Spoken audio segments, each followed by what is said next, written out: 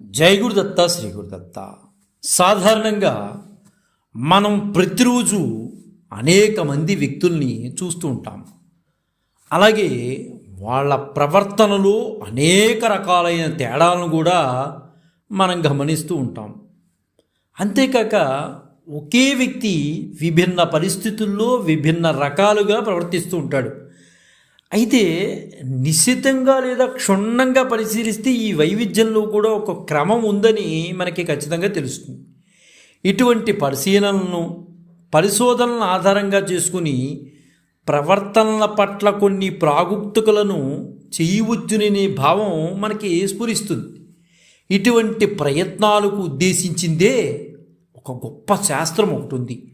ఆ శాస్త్రమే మనోవిజ్ఞాన శాస్త్రం. అదే మనం సైకాలజీ అంటూ ఉంటాం. మరో విధంగా చెప్పాలంటే మానవుని ప్రవర్తనలో ఉన్న కారకాలను తెలుసుకోవడానికి ఈ సైకాలజీ ఆసక్తిని కనబరుస్తుంది. అంటే వ్యక్తి ఒక రీతిలో ప్రవర్తిస్తున్నాడన్న విషయాన్ని తెలుసుకోవడానికి ఈ సైకాలజీ ప్రయత్నం చేస్తుంది. అయితే మనిషి డైనమిక్ ఆస్పెక్ట్లో ప్రధానమైనవి మూడు ఉంటాయండి. ఇది బాగా గుర్తుపెట్టుకోవాల్సిన విషయం. మనిషి డైనమిక్ ఆస్పెక్ట్లో ప్రధానమైనవి మూడు ఉంటాయి. ఏంటంటే ఇడ్, ఈగో, సూపర్ ఈగో. ఈ మూడిటి మీద ఆధారపడి ఉంటుందండి మనిషి యొక్క ప్రవర్తన రీతి. అయితే ఏంటయ్యా అంటే మనస్సులో అచేతనమైన నైతిక విలువలు లేని జంతువాంఛలకు నిలయమైనది ఇడ్. అయితే అసలు విలువలే ఉండవు. నిలకడలేని మనస్తత్వం, అచేతనమైనది, నైతిక విలువలే ఉండవు అంటాం. వీడికి నైతిక విలువలు లేదండి అంటాం. అంటే వాడికి ఇడ్డు ప్రవేశం ఎక్కువగా ఉందని అర్థం. ఇడ్డు అనేది ఎవరితో ప్రమేయం లేకుండా కేవలం తన అవసరాలు ఆనందాలు మాత్రమే తీర్చుకుని స్వార్థపు ఆలోచనలు నిండి ఉన్నదన్నమాట. నిజంగా చెప్పుకోవాలంటే మనిషి బాల్య దశలో దీని ప్రభావం ఎక్కువగా ఉంటుందండి.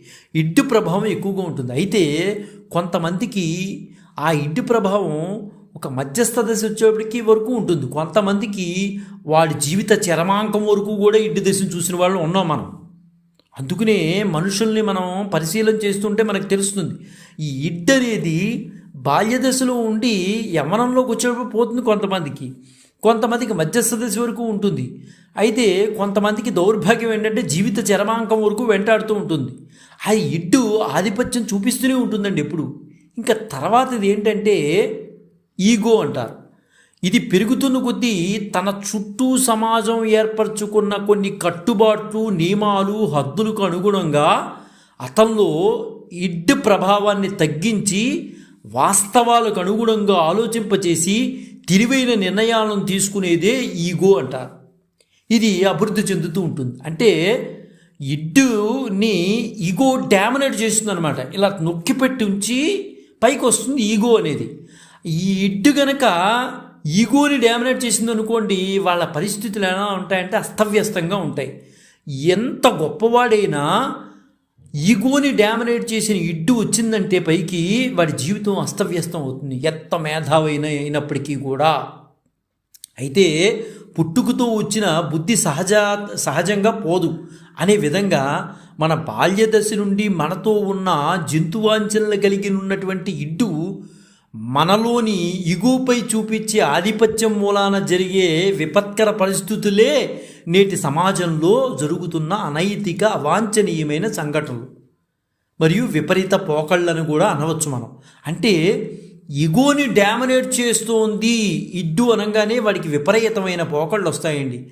అది మద్యం సేవించడం, ధూమపానం చేయటం, ఇలాంటివన్నీ కూడా విపరీతమైన వస్తాయి.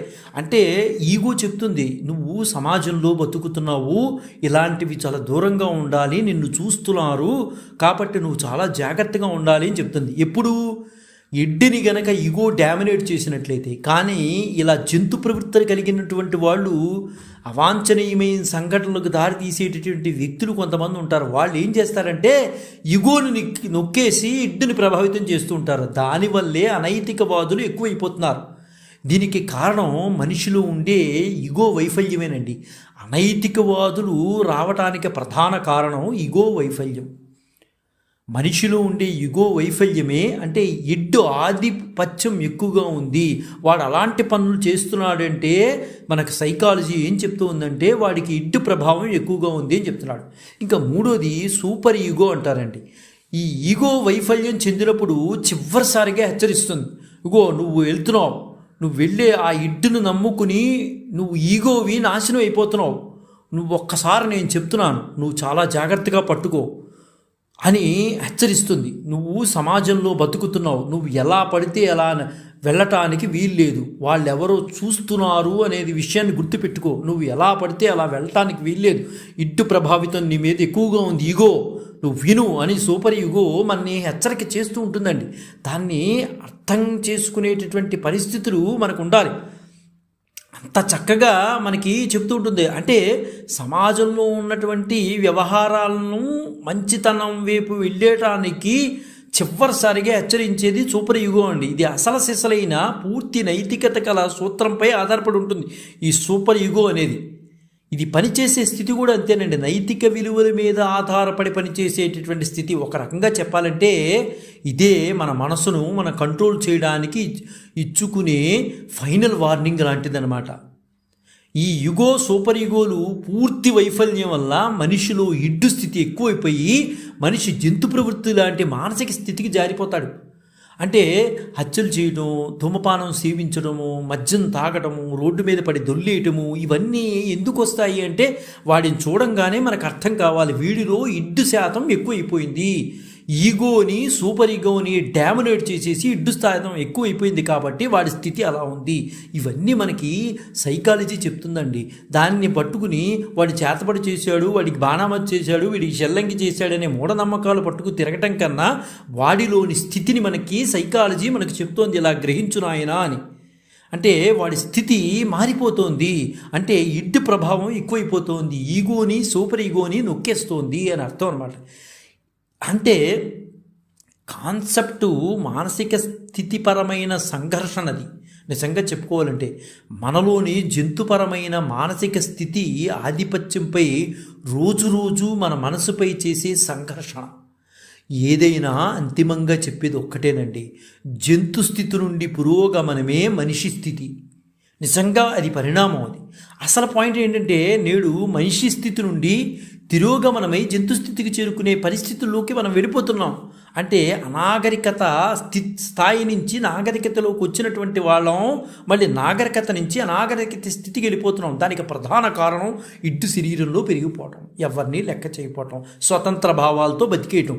స్వతంత్ర భావాలతో బతికినా పర్వాలేదు కానీ అనైతిక విలువలతో వెళ్ళిపోవటం అనేది అది చాలా ప్రమాదకరమైందనమాట. ఇలా ఇడ్డు ఆధిపత్యం వహించి ఈగో సూపర్ ఈగోలపై వైఫల్యం పొందిన వారు చరిత్రలో చాలా చాలా చాలా మంది ఉన్నారండి.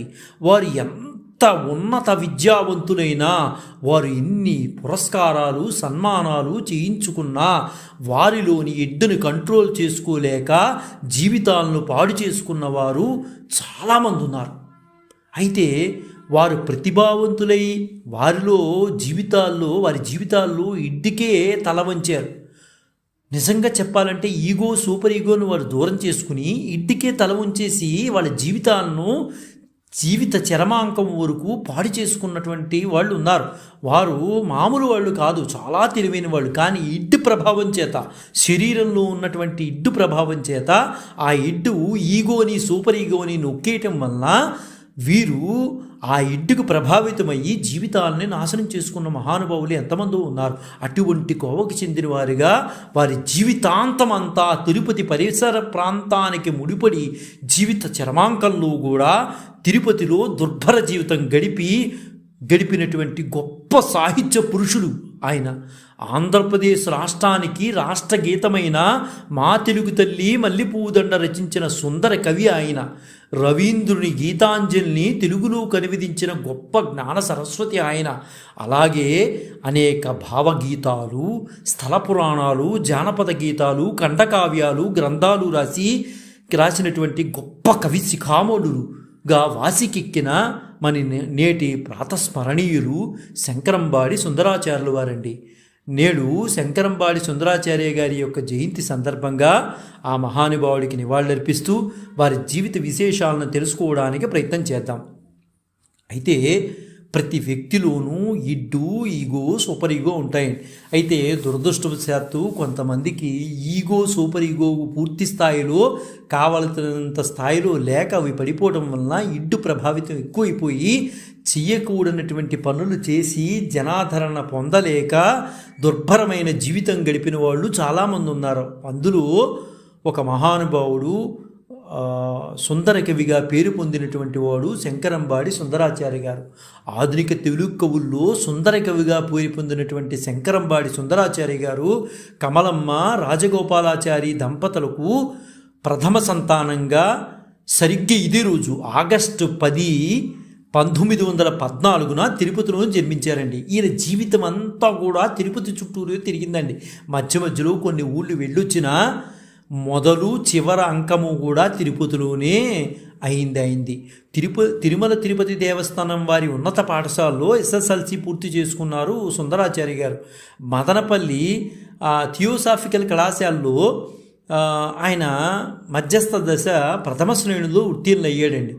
చిన్ననాటి నుండే స్వతంత్ర భావాలు ఎక్కువగా ఉన్నాయండి ఇందులో. ఈయనకి మనం మాట్లాడుకున్నాం, ఇడ్డు ప్రభావం ఎక్కువగా ఉంది ఇందులో. బాల్యం నుండి ఆయన స్వేచ్ఛాప్రియులు. నిజంగా చెప్పుకోవాలంటే ఎవరి మాట వినేవారు కాదు. ఆయన మనసుకి ఏది తోస్తే అదే తీసేవారు. అక్కడ ఈగో చెప్పినా వినేవారు కాదు, సూపర్ ఈగో చెప్పినా వినేవారు కాదు. కేవలం ఇడ్డుకు మాత్రమే ఆయన బానిసలై ఉండిపోయారు. ఒక రోజున శ్రావణ పౌర్ణమి నాడు సాధారణంగా బ్రాహ్మణ కుటుంబంలో ఉన్నటువంటి వారు, ఈయన బ్రాహ్మణ కుటుంబంలో పెరిగి ఉన్నారు కాబట్టి శ్రావణ పౌర్ణమి నాడు నూతన యజ్ఞోపవీతం ధరించవలసిన ఆచారం బ్రాహ్మణులకు ఉంది. కానీ సుందరాచార్యులు గారు గాలిపటం వల్లే ఎక్కడెక్కడో తిరిగి అపరాహ్నం వేళలో జంజం మార్చకూడదు, అపరాహ్నం వేళకి ఇంటికి చేరుకున్నాడు. అది చూసినటువంటి తండ్రి చాలా వేదనకి గురి అయిపోయాడు. ఆ రాజగోపాలాచారి గారు ఆవేదన గురి అయ్యి, ఎరా ఈరోజు జంజం మార్చాలని, యజ్ఞోపేతం మార్చాలని నీకు తెలీదా? ఏమిటి అపరాహ్నం వేళ ఇంటికి చేరుకుంటావా? ఉదయం వెళ్ళిపోయి కనీసం బ్రాహ్మణ పుట్టకు పుట్టావు నువ్వు, కనీసం ఈ రోజున యజ్ఞోపవీతం మార్చుకోవాలన్న సంగతి నీకు తెలీదా శ్రావణ పౌర్ణమి రోజున అని తండ్రి ఆగ్రహంతో అనగానే, ఈరోజు పవిత్రమైన రోజు, కొత్త యజ్ఞోపవీతం వేసుకోకుండా ఇప్పుడు వచ్చావా అంటే అపరాహ్నం వేళ మార్చుకుంటారా అంటూ కోపగించుకున్నారు. సుందరాచార్యులు గారు వెంటనే ఆయన మనం చెప్పుకున్నాం కదండి, ఇడ్డు ప్రభావం ఆయనలో ఎక్కువగా ఉంది. ఈగో, సూపర్ ఈగో ఆయన్ని ఇడ్డు చంపేస్తోంది. ఆయన మనసులో ఉన్నటువంటి ఇడ్డు ఈగోని, సూపర్ ఈగోని చంపేయడం వలన, ఇడ్డు ప్రభావం ఎక్కువైపోవడం వలన స్వతంత్ర భావాలు ఎక్కువ వచ్చేసి సుందరాచార్యులు గారు వెంటనే జంజం తీసుకుని అక్కడ ఉన్నటువంటి కుక్క మెడలో వేసేసి వెళ్ళిపోయారు. ఈ తిరుగుబాటు ఆయన జీవితంలో మొదటి భాగంగా కనిపిస్తుంది. బహుశా ఈ తప్పిదాలే ఆయన జీవితానికి శాపాలయ్యాయి అనుకుంటాను. అంటే ఒక వైదిక ధర్మాన్ని పక్కన పెట్టి ఏదో మన ఇష్టం వచ్చినట్టుగా బతుకుదాము అనుకుంటే అవి శాపాలై జీవిత చరమాంకంలో కొడతాయండి. మొదలు బాగానే ఉంటాయి, జీవిత చరమాంకంలో చాలా ఇబ్బంది పడాల్సి వస్తుంది. శాస్త్రం చెప్పినటువంటి విధంగా నువ్వు నడుచుకోకపోతే ఈరోజు చాలా ఆనందమయ జీవితంగానే ఉంటుంది. చూసిన వాళ్ళందరూ అంటారు, అదేంటండి ఆయన చాలా బాగా బతుకుతున్నాడు కదా, ఏమిటి చాలా చక్కగా ఉన్నాడు కదా అని అనుకోవచ్చు. కానీ ఆ విధానాలన్నీ, ఆ శాపాలన్నీ, మనం చేసిన పాపాలన్నీ శాపాలై జీవిత చరమాంకంలో మంచంలో కూర్చున్నటువంటి పరిస్థితులు వస్తాయి. అదే భగవంతుడు తీసుకొస్తాడు. అన్ని సేవలు చేయించుకోవాల్సిన పరిస్థితులు వస్తాయి. అందుకనే బహుశా ఈ తప్పిదాలే ఆయనకి శాపాలుగా జీవితంలో మారాయని చాలామంది పెద్దలు అంటూ ఉంటారు. తండ్రిపై కోపంతో పంతానికి పోయి ఇల్లు వదిలి వెళ్ళిపోయాడు ఆయన. ఈ ఇంటి ప్రభావం ఎక్కువగా ఉండటం వలన ఇంట్లో చెడిపోయాడు ఆయన. పొట్టకూటి కోసం సుందరాచార్యులు గారు ఎన్నెన్నో పనులు చేశాడు. నిజానికి అపర మేధావండి ఆయన. అలాంటి వాడు ఇడ్డుని కంట్రోల్లో పెట్టుకోకపోవడం వల్ల జరిగినటువంటి విషయాలు ఏమిటనేది మనకి చాలా స్పష్టంగా తెలుస్తున్నాయి. తిరుపతిలో హోటల్లో సర్వర్గా పనిచేశాడండి. తిరుపతి రైల్వే స్టేషన్లో కూలీగా మారాడు. ఉద్యోగం కోసం మద్రాసు వెళ్ళాడు. ఆయన స్వతహాగా తమిళ భాష బాగా వచ్చండి ఆయనకి. తమిళ భాష అంటే బాగా ఇష్టం. ఉద్యోగం అలా అని తెలుగుకు ఏ రకంగానూ అపకారం చేయలే. తెలుగు భాష అంటే తమిళ మీద ఇంకా ఇష్టం ఆయనకి. ఉద్యోగం కోసం మద్రాసు వెళ్ళారు. సుందరాచార్య ఉద్యోగార్థి వెళ్ళినప్పుడు ఆ అభ్యర్థి ఈ సుందరాచార్య గారే పత్రికాధిపతికి వెళ్ళాడు. ఆ పత్రికా ఆఫీస్కి వెళ్ళినప్పుడు ఆ పత్రికాధిపతి సుందరాచార్య గారిని, మరి మద్రాసులో ఉంది, అక్కడ ప్రాంతంలో ఉంది పత్రిక. ఆ పత్రిక అధిపతి అన్నారు, నీకు తెలుగు వచ్చా అని అడిగితే వెంటనే తడువుకోకుండా, మీకు తెలుగు రాదా అంటూ ఉద్యోగాన్ని ఇచ్చే మహానుభావుడిని ఎదిరించి ప్రశ్నించినటువంటి ధీమంతుడు ఆయన సుందరాచార్య గారు. అంటే ప్రశ్న అడిగింది ఎవరో తెలుసా అండి? సాధారణమైన వ్యక్తి అయితే కాదు, ఆంధ్రపత్రిక అధిపతి కాశీనాథును నాగేశ్వరరావు పంతులు గారు. ఆయన అడిగారు, నీకు తెలుగు వచ్చా అంటే, ఈయన మద్రాసులో ఉంది కదా అది, అందువలన నీకు తెలుగు వచ్చా అన్నారు. మీకు తెలుగు రాదా అంటూ ఎదురు ప్రశ్న చేశాడు.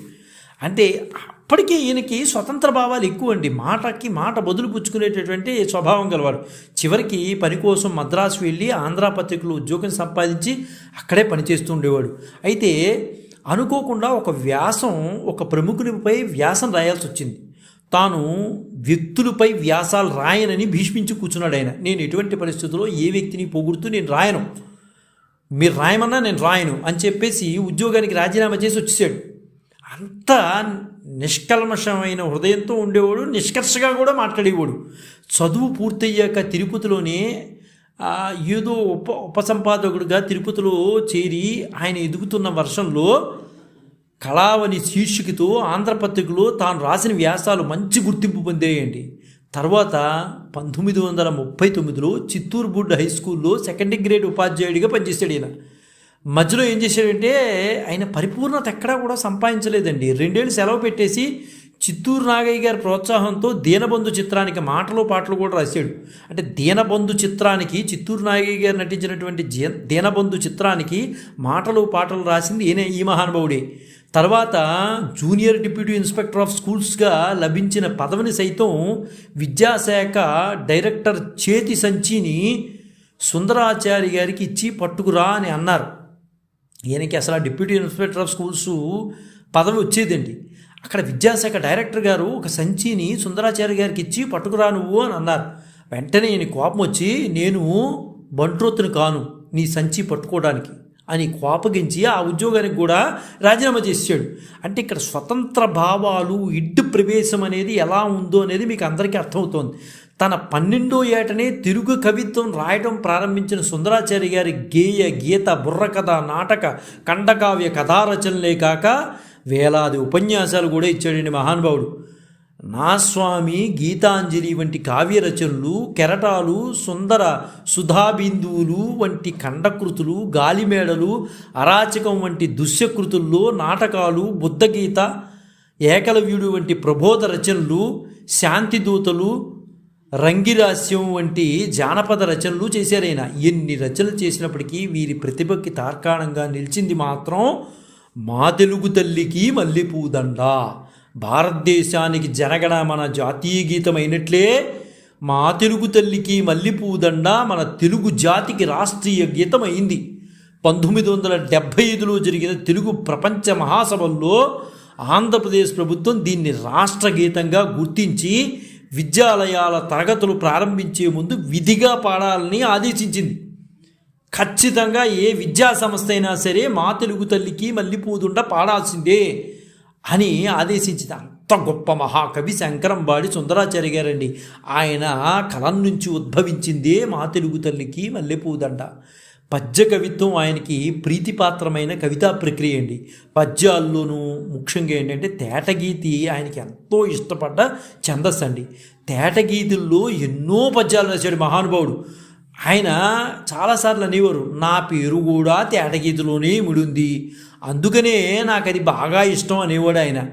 ఎవరో అడుగుతారు కదా తేటగీతి అంటే ఏంటంటే, అంటే నా పేరులో కూడా తేటగీతి ఉందయ్యా, అలాంటప్పుడు నేను దాన్నే ఇష్టపడతాను.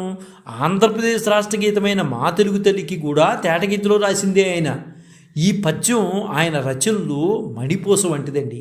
అంటే తేటగీతుల్లో వచ్చినటువంటిది ఇది. మణిపూస వంటిది. రాష్ట్ర చారిత్రక సాంస్కృతిక వారసత్వ రమ్యంగా వర్ణించిన 4 పద్యాలవి. ఆంధ్రప్రదేశ్ ప్రభుత్వం ఆ గీతాన్ని రాష్ట్రగీతంగా గుర్తించి గౌరవించిందండి. ఎంత గొప్ప విశేషం! ఎక్కడో చిత్తూరు జిల్లాలో, ఇప్పుడంటే తిరుపతి జిల్లా అయింది, ఎప్పుడో పూర్వం చిత్తూరు జిల్లాలో తిరుపతిలో ఉన్నవాడు రాసిన దాన్ని ప్రభుత్వం గుర్తించి ఈ రాష్ట్రానికి గీతంలాగా పెట్టిందంటే ఆయన ఎంత మహానుభావుడు అనేది మీకు అర్థం కావట్లా.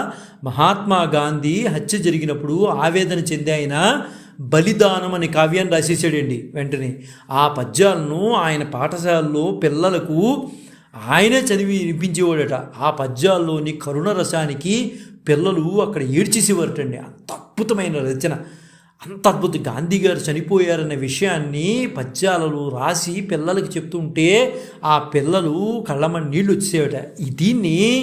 ఈ విషయాన్ని ఎవరు చెప్పారంటే మన పులికెట్టి కృష్ణారెడ్డి గారు చెప్పారండి. ఈ విషయాన్ని ఆయన రాశారు. ఎంత అద్భుతమైన మహానుభావుడు మన ఈ శంకరంబాడి సుందరాచార్యుల వారు మామూలు వాడు కాదు. ఆయన ఎంత అద్భుతంగా రాశారంటే బలిదానం అనే కావ్యాన్ని రచించి పిల్లలకి చెప్తుంటే పిల్లలు కళ్ళమ్మ నీళ్ళు పెట్టేవారు. అంత అద్భుతంగా రాశాడు ఆయన అని చెప్పి పులికెట్టి కృష్ణారెడ్డి గారు చెప్పారు. సుందర రామాయణం అనే పేరుతో రామాయణం కూడా రచించాడు ఈయన. అలాగే సుందర భారతం కూడా రాశాడు. తిరుపతి వెంకటేశ్వర స్వామి వారి పేరు మీద మకుటంగా శ్రీనివాస శతకం కూడా రచించాడు. ఇవే కాక ఈయన జపమాల, బుద్ధగీత అనే పేరుతో బుద్ధ చరిత్ర కూడా రాశాడండి ఆయన. ఇంకా అద్భుతం అండి. రచనల్లో ఆయన మించిన వారు లేరు, అంత బాగా రాసేవాడు. రవీంద్రుని గీతాంజలిని కూడా అనువదించేశాడు. మూలంలోని భావాన్ని మాత్రమే తీసుకుని భావం చెడకుండా తెలుగు నుడికారం పోకుండా చేసిన ఆ స్వతంత్ర అనువాదం బహు ప్రశంసలు పొందిందండి. ఎక్కడ భావాన్ని తీసుకునేవాడు ఆ భావం చెడకుండా తెలుగులో నుడికారం పోకుండా అద్భుతమైన సృష్టి చేశాడు మన శంకరంబాడి సుందరాచార్య గారండి. ఏకలవ్యుడు అనే ఖండకావ్యం, కెరటాలు అనే గ్రంథం కూడా రచించాడు ఈయన. సుధాబిందువులు అనే పేరుతో భావగీతాలు అద్భుతంగా ఉంటాయండి. అవి చాలా అద్భుతంగా ఈయన రాశాడు. అయితే ఈయన రాసినవన్నీ కూడా చాలా అద్భుతంగా ఉంటాయండి. సినిమాలకు కూడా పాటలు రాశాడండి ఈయన. మహాత్మా గాంధీ తర్వాత దీనబంధు అనే సినిమాలకు కూడా పాటలు రాసేసాడు ఈయన. దీనబంధు సినిమాలో నటించాడు కూడా ఆయన. సుందరాచార్య గారు మా తెలుగు తల్లికి గీతాన్ని 1942లో దీనబంధు సినిమా కోసం రచించాడండి. నిజంగా చెప్పాలంటే ఇది మా తెలుగు తల్లి అనే దాన్ని దీనబంధు సినిమా కోసం రచించాడు. కానీ ఆ చిత్ర నిర్మాతకి యుగళ గీతంగా వాడడానికి నచ్చకపోవడంతో ఆ సినిమాలో చేర్చలేదండి. అయితే నిజానికి సినిమాలోకి వచ్చేది 1942లో దీనబంధు సినిమాలో పెట్టలేదు, యుగళ గీతంగా లేదని చెప్పేసి పక్కన పెట్టించాడు. టంగుటూరి సూర్యకుమారి గారు గ్రామ్ ఫోన్ రికార్డ్ కోసం ఆ పాటను మధురంగా పాడిన తర్వాతే ఆ గీతానికి గుర్తింపు లభించిందండి. నిజానికి మహానుభావురాలు టంగుటూరి సూర్యకుమారి గారి గ్రామ్ ఫోన్ రికార్డు కోసం అది పాడకపోతే ఆ రోజున అసలు మన జాతీయ రాష్ట్ర గీతం ఏంటో మనకు తెలిసేది కాదు. ఒకసారి ఢిల్లీ వెళ్ళినప్పుడు అక్కడ నెహ్రూ గారిని కలిశారు. ఈయన తాను రచించిన బుద్ధ చరిత్రలోని ఒక పద్యాన్ని ఇంగ్లీష్లో అనువదించి ఆయన వినిపించాడు. నెహ్రూ గారు ముగ్ధురైపోయాడు. ఆయన్ని మెచ్చుకుని వెంటనే 500 రూపాయలు బహుమతి ఇచ్చాడు అప్పటికప్పటికి ఆ రోజుల్లో.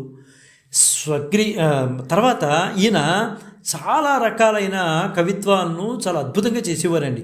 శ్రీపాద కృష్ణమూర్తి శాస్త్రి గారు ఒక మాట అన్నారు, మృదువైన పదములు, మధురమైన శైలి, మంచి కల్పన కలిగిన శంకరంబాడి గారి కవిత్వం ఆనందాన్ని సంపాదించగలుగుతుంది, ఎవరు విన్నా సరే చాలా ఆనందంగా ఉంటుంది అనేవారు.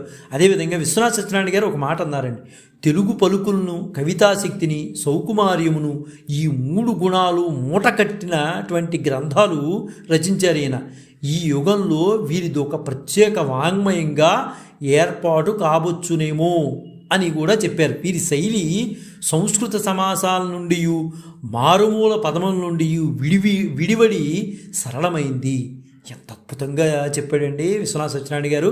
అదేవిధంగా గడియారం వెంకట శేషశాస్త్రి గారు కూడా ఆయన ఒక మాట చెప్పారు, ఈయన శైలి మిక్కిలి సరళమైంది, భాష సుగమనమైనది, ధార సహజమైనది, పోకడులు, ఎత్తుగళ్ళు, అలంకారాలు, చమత్కారాలు, మొన్నగని ప్రసాధనము అన్నీయూ సముచిత సన్నివేశంలో భావశృతులునే మేళవించినవి అని మన గడియారం వారు కూడా, శ్రీ గడియారం వెంకట శేషశాస్త్రి గారు కూడా ఈయన్ని మెచ్చుకున్నవారే. అయితే రాయప్రోలు సుబ్బారావు గారు ఒక మాట అన్నారు, సుందరాచార్య గారికి సూక్తి ఎంత తేటగా సూటిగా వినపడుతుందో అంత స్ఫురితంగా సుదూరంగా ధ్వనిస్తుంది. ఈ కవి రచనలోని అనన్య విశిష్టత అలాంటిది అని రాయప్రోలు సుబ్బారావు గారు అన్నారు. అయితే సుందర రామాయణం రాస్తున్నప్పుడు రాళ్లపల్లి అనంతకృష్ణ శర్మ గారికి ఒక సందేహం కలిగింది. వెంటనే మన సుందరాచార్య గారి దగ్గరికి వచ్చి, అయ్యా సుందరాచార్య గారు, తాటకి భయంకర స్వరూపిణి కదా, మరి నీ తేటగీతుల్లో ఎలా ఇముడుతుందయ్యా, ఈ తాటకిని ఎలా చూపించగలవు అని రాళ్లపల్లి అనంతకృష్ణ శర్మ గారు ఈయన శంకరంబాడి సుందరాచార్య గారితో అన్నారు.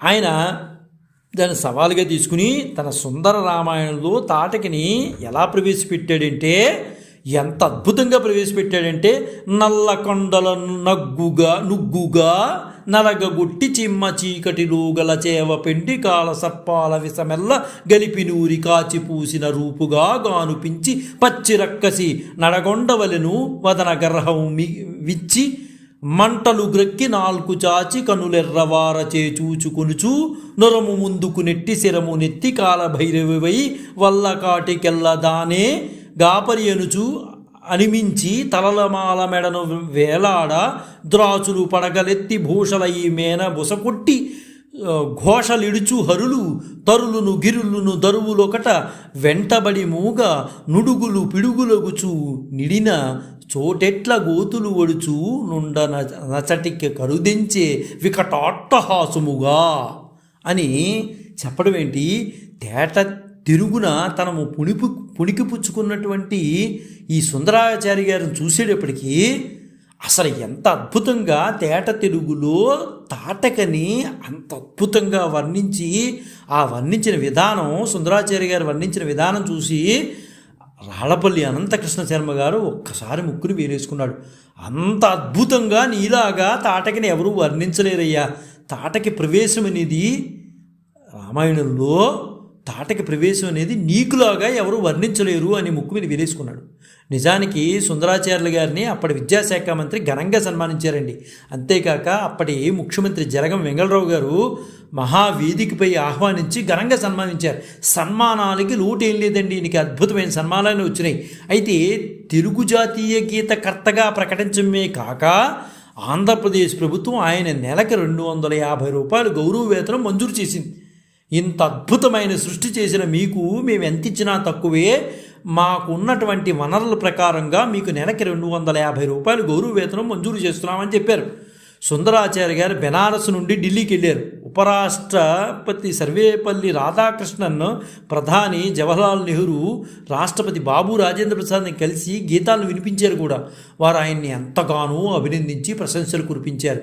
అయినప్పటికీ ఆయన కీర్తి ప్రతిష్టలకు, నిజానికి ఆయనకు దూరంగా ఉండేవాడండి. కీర్తి ప్రతిష్టలు ఎవరన్నా పొగిడినా పొంగిపోయేవాడు కాదు. నిరాడంబర జీవితాన్ని గడిపాడండి మహానుభావుడు. అసలు ఎక్కడ కూడా పొంగిపోయేవాడు కాదు. ఏదో చెప్పాలి, నలుగురికి తెలియాలి అనుకునే పద్ధతిలో వెళ్ళేవాడు, కానీ నన్ను పొగడాలి అనుకునేవాడు కాదు. హైదరాబాదులో 1975 సంవత్సరం ఏప్రిల్ 12న ఉగాది నాడు తొలి తెలుగు ప్రపంచ మహాసభలు ప్రారంభమయ్యాయండి. 6 రోజుల పాటు వైభవంగా జరిగాయి. అప్పుడు ఆ సభ ప్రారంభంలో మా తెలుగు తల్లికి గీతాన్ని ఆలపించడానికి టంగుటూరి సూర్యకుమారి గారిని ఇంగ్లాండ్ నుంచి పిలిపించారు. ఆవిడే కదా అసలు నిజానికి బయటికి తీసుకొచ్చింది. ఆ సమయంలో సదరు గేయకర్త ఎవరు అనే ప్రశ్న అక్కడ అందరికీ వచ్చింది. ఎవరండి గేయకర్త, ఎంత అద్భుతంగా రాసింది ఎవడండి బాబు అని అనుకున్నారు అందులో. అక్కడే సభలో దూరంగా వెనుక వైపు ఒక వ్యక్తి చిరిగిన బట్టలతో దయనీయమైన స్థితిలో నిలబడి ఉన్నాడు.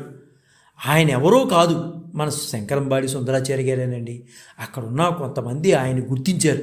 వేదికపై, ఏమండో ఈ మహానుభావుడేనండి రాసింది, ఆవిడ పాడుతున్నారంటే ఈ రోజున ఆవిడ అంత అద్భుతంగా పాడుతున్నారంటే ఈ మహానుభావుడు రాయకపోతే ఆవిడ అద్భుతంగా పాడేదా?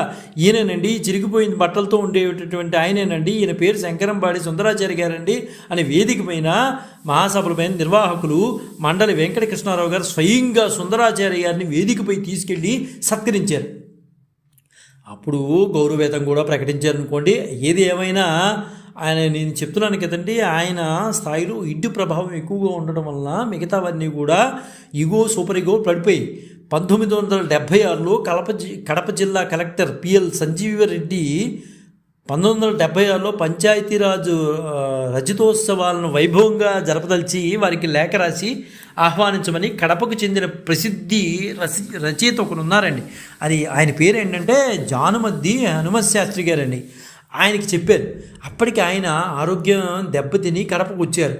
ముసాఫర్ బంగ్లాలో వసతి ఏర్పాటు చేశారు. ప్రభుత్వం మహిళా జూనియర్ కళాశాలలో సాయంత్రం జరిగిన సభలో రాష్ట్ర మంత్రులు అతిథులుగా పాల్గొన్నారు.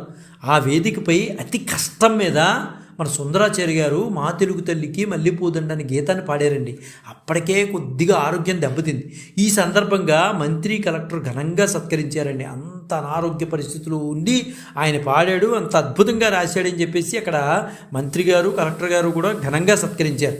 సుందరాచార్య గారి చివరి రోజులు మాత్రం ఎలా గడిచాయంటేనండి అసలు చెప్పుకోలేమండి. దుర్భరంగా గడిచాయి. వారి అనారోగ్యం గురించి బంధువులు ఎవరూ కూడా పట్టించుకోలేదు. దానికి ప్రధాన కారణం మనం మొదట్లో మాట్లాడుకున్నాం. ఈ ఈగో, సూపర్ ఈగోని ఎప్పుడైతే ఇడ్ డామినేట్ చేస్తుందో సో దానివలన అందరూ కూడా ఈయనకి దూరం అయిపోయారండి. నిజంగా చెప్పాలంటే శంకరంబాడి సుందరాచార్య గారిని శ్రీ వెంకటేశ్వర విశ్వవిద్యాలయము ప్రసన్న కవి అని గౌరవించిందండి. ఆయన్ని ఎంత గొప్పగా గౌరవించిందంటే ప్రసన్న కవిగా గుర్తించి గౌరవించింది. ఆయనను భావకవి అని, అహంభావకవి అని కూడా అనేవారు చాలామంది. సుందర కవి అన్నది ఆయనకి మరో పేరండి. సుందర కవి అంటే ఎవరయ్యా అంటే మొట్టమొదటి వరుసలో వచ్చేవాడు మన శంకరంబాడి సుందరాచార్య గారేనండి. ఉద్యోగం కోసం, హోదా కోసం, పేరు కోసం ఎవరిని ఆశించలేదండి. ఎవ్వరి కాళ్ళు పట్టుకునేవాడు కాదు. నాకు ఒక అవార్డు రావాలని, నాకు సన్మానాలు చేయాలని, ఈయనే ఎదురు డబ్బు పెట్టుకుని చేయడం కానీ ఇలాంటివి అవుతే లేదండి. ఏ రకంగా కూడా ఈయన ఎవరిని కోరేవాడు కాదు. చేయి చాపని గుణం వల్లే బహుశా జాతి మాతకు మల్లెపూ దండలు గుచ్చి రచించిన ఆ రసరమ్య గీతకర్త కూడా దశాబ్దాల పాటు కనుమరుగైపోవడం నాటి చరిత్రగా మనం మాట్లాడుకోవచ్చండి. అంటే ఎవరు కాళ్ళు పట్టుకోలేదైనా, ఎవరిని కూడా నేను ఈ గేయం రాశాను, నేను ఈ పద్యం రాశాను, నన్ను గుర్తించండి, గౌరవించండి, నాకు విడుదల ఇవ్వండి అని ఎవరి కాళ్ళు పట్టుకోలేదు, ఎవరిని యాచించలేదు. బహుశా అందువలన నేటికి కొన్ని పాఠశాలల్లోకి వెళ్ళి మా తెలుగు తల్లికి మల్లెపూదండ ఎవరు రచించారంటే 170% మంది పిల్లలు చెప్పలేనటువంటి పరిస్థితుల్లోకి మనం వెళ్ళిపోయాం. అంటే మా తెలుగు తల్లికి మల్లెపూదండ ఎవరు రచించారా నాన్న అని అడిగితే ఎవరూ చెప్పలేనటువంటి పరిస్థితుల్లోకి వెళ్ళిపోయాం. అంటే ఆ పరిస్థితుల్లో తెలుగు వచ్చేస్తోంది. దీన్ని కాపాడుకోవడానికి అందరూ ముందుకు నడవాలి అని నేను మనస్ఫూర్తిగా కోరుకుంటున్నాను. అయితే ఈయన వేదమ్మాళ్ళని ప్రేమించి పెళ్లి చేసుకున్నారండి. అయితే ఆమె మనోవ్యాధిగ్రస్తులైన కారణంగా కొంత వేదం చెందాడు. బహుశా అంటే కొన్ని తప్పటడుగులు ఉంటే దానికి ప్రధాన కారణాలు కూడా వెతకాలి. ఏదేమైనా తప్పటడుగే కదండి. అయితే ఎన్ని కారణాలు మనం మాట్లాడుకున్నా ఆ తప్పటడుగులే ఆయన జీవితాన్ని నాశనం చేసే. అయితే భార్య మనోవ్యాధిగ్రస్తురాలు అవటం వలన వేదన చెంది జీవిత చరమాంకంలో తాగుడుకు బానిసైపోయాడు. జీవిత చరమాంకంలో ఒక రకమైన నిర్లిప్తత జీవితాన్ని గడిపాడండి. ఇంత మహానుభావుడు కూడా, ఇన్ని రాసినటువంటి వాడు, ఇంత గొప్పగా మాట్లాడేవాడు. ఆయన మైకు పట్టుకుని మాట్లాడితే ఎంతమంది అయినా సరే, ఎంత గొప్ప విద్వాంసులైనా సరే ఆయన ముందు కూర్చుని వినాల్సిందే. అంత గొప్పగా మాట్లాడేవాడు. త్రాగుడుకు అలవాటు పడినటువంటి సుందరాచార్య గారికి తిరుపతి కళాశాల తెలుగు అధ్యాపకులు మన్నవ భాస్కర్ నాయుడు గారు ఇంట్లో ఆశ్రయం కల్పించారు. మహానుభావుడు బహుశా ఈ ఇడ్డు ప్రభావం ఆయన మీద ఉందనుకున్నాడేమో, నాకు తెలియదు. కానీ మొత్తం మీద ఈ మహానుభావుడిని కాపాడుకోవాలని కొన్ని రోజులు భాస్కర్ నాయుడు గారు ఇంట్లో ఆశ్రయం కల్పించారు. ఆ ఆశ్రయం కల్పించిన ఆయన 5 ఏళ్ళు అనారోగ్యంతో జీవితం గడిపాడండి. చివరికి తిరుపతిలో తాను నివాసం ఉంటున్న ఇంట్లోనే సరిగ్గా 1977 సంవత్సరం ఏప్రిల్ 8వ తేదీన ఈ కవితా లోకాన్ని వదిలి, ఈ నాటక లోకాన్ని వదిలి ఆయన శాశ్వత నిద్రలోకి వెళ్ళిపోయాడు మహానుభావుడు. 2004లో ఆంధ్రప్రదేశ్ ప్రభుత్వం తిరుపతి తిరుచానూరు రోడ్డులోని అన్నపూర్ణేశ్వరి సర్కిల్లో సుందరాచార్య గారి జ్ఞాపకార్థం ఆయన కాంస్య విగ్రహాన్ని నెలకొల్పిందండి. అంటే దీనికి ప్రధాన కారకుడు అప్పుడు ముఖ్యమంత్రి వైఎస్ రాజశేఖర రెడ్డి గారండి. ఆయనలో ఎన్నున్నాయో మనకు అనవసరం, కానీ ఈ తెలుగుకి న్యాయం చేసిన మహానుభావుడు ఆయన్ని ఖచ్చితంగా గుర్తించి గౌరవించాలనే ఉద్దేశంతో ఆయన ఖచ్చితంగా ఆయన కాంస్య విగ్రహాన్ని పెట్టాలని కరుణాకర్ రెడ్డి గారి ప్రోత్సాహంతో వైఎస్ రాజశేఖర రెడ్డి గారు 2007 సంవత్సరం నవంబర్ 10న మన సుందరాచారి గారి శంకరంబాడి సుందరాచారి గారి కాంస్య విగ్రహాన్ని అన్నపూర్ణేశ్వరి సర్కిల్లో ఆయన విగ్రహాన్ని ఆవిష్కరించారండి. సుందరాచారి గారు భౌతికంగా మన మధ్య లేకపోయినా ఆయన రాసిన మా తెలుగు తల్లి రాష్ట్రగీతం మన చెవులు రింగుమంటూ చిరంజీవిగా మారుమోగుతూనే ఉంటాడండి. అయితే ఎంత బాధాకరం అంటే పాఠశాలల్లో దీని గురించి చెప్పేవాళ్ళు మాట్లాడేవాళ్ళు లేకుండా పోయిందండి. ప్రధాన కారణం అనవసరమైన కరికులములు పెట్టి పిల్లల్ని అక్కడ చెప్పేటటువంటి ఉపాధ్యాయుల్ని చేతగాని వాళ్ళలాగా చేస్తున్నారని నా అయితే భావం. అనవసరమైన కరికులర్స్ పెట్టి అనవసరమైనవి పెట్టి సరైన విద్య అందించట్లేదని నా భావం అండి. అలాగే శంకరంబాడి సుందరాచారి గారి శకం నిజంగా చెప్పుకోవాలంటే ఆయన శకం ముగిసిపోయిందండి. ఆయన చేసిన రచనలు కానీ ఆయన శకం ముగిసిపోయినా మనకి ఎప్పటికీ ఆయన రచనలు గుర్తుండిపోతాయండి. మనకే కాదు మన భావి తరాల వారికి గుర్తుండాలి. కాబట్టి అందుకే నేటి చదువుకునే పిల్లలకి గొప్పవారి జీవితాల్లో మంచి చెడులు తెలియచేయాలండి. మంచి తెలియజేయాలి, చెడును తెలియచేయాలి. నానా వ్యసనాలకు బానిస అయితే ఎంత గొప్పవారైనా జీవిత చరమాంకంలో ఇబ్బంది పడతారని చెప్పాలండి. అలా చెప్పి మనం పిల్లల్లో మార్పు తీసుకురావాలి. అందువలన తెలుగు భాషకి ఎంతో గొప్ప సేవ చేసినటువంటి మహనీయుడిని మనం తప్పనిసరిగా ఈరోజు నివాళులర్పించాల్సిన పరిస్థితి ఉందండి. ఎందువలంటే తెలుగు భాషకి ఎంతో సేవ చేశాడు మహనీయుడు. మా తెలుగు తల్లి మల్లెపూదండ అని రోజు మనం పిల్లల నోటి నుంచి వచ్చేటటువంటి ఆ గేయాన్ని చక్కగా రాసినటువంటి మహానుభావుడు శంకరంబాడి సుందరాచార్య గారు. ఆ మహనీయుని జయంతి సందర్భంగా మనసున్న ప్రతి ఒక్కరూ కూడా నివాళులు అర్పించాలని మనసారా కోరుకుంటూ జై గురుదత్త శ్రీ గురుదత్త శ్రీపాద శ్రీవల్లభ చరణదాసుడు మానికొండ రాజశేఖర శర్మ రాజమహేంద్రవరం. స్వస్తి.